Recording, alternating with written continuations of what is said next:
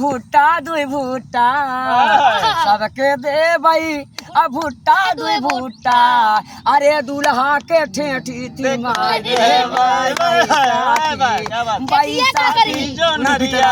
आई दे भाई। अरे भाई दूल्हा गाड़ी सुन भाई करा से काटा काटा काटा काटा या भाऊजी काटा हो काटा काटा काटा काटा या भाऊजी काटा हो काटा काटा अट काटा पट काटा उलट पलट काटा रहू कनी उलट काटा काटा चल तेरी ए पकड़ सा काटा या भाऊजी काटा हो काटा काटा काटा काटा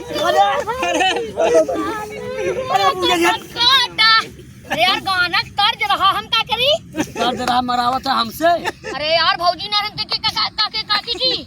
बड़ा ओइसन दिखाते यार। हम बगल वाला अरे यार हट जो देखिए हट अरे छुआ रहा देखा भाई तो निहुरा है मैं डर लागे जा दो ये बिजली भाई यहाँ हट वाला है बुत तो हो जावा आज तेरी की जाना था ना जहाँ भैंसा आई है ये हुई। हाँ अच्छा हट तर्जमा कौन रहा तर्जमा काटा काटा अच्छा हाँ कि आँखें खोला तनी काटा काटा सुना हाँ हाँ कि आँखा खोला आँखा खोला ये गौरा देखा तनी आँख खोला अरे आँखा खोला ये गौरा खोला तब गौरा माना बचन गौरा जाय अपना घर आई बन के हम बर आँख खोला आँख खोला ये गौरा बोला तनी आँख खोला आँख खोला ये गौरा बोला तनी हो आँख खोला।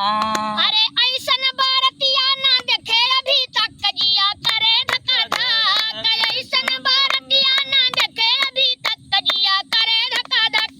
कौनो का एक मुंह कौनो के हइयो ना अरे अरे अरे जौने के हइयो ना खाए घपा घप जिया करे धक्का धक ऐसन बारतिया ना देखे अभी तक जिया करे धक्का धक। क्या बात है गौबा पगड़ा माने बैठा है ऐसा ना साढ़ू के देखे नहीं तक बंद कर दे जिया देर बंद कर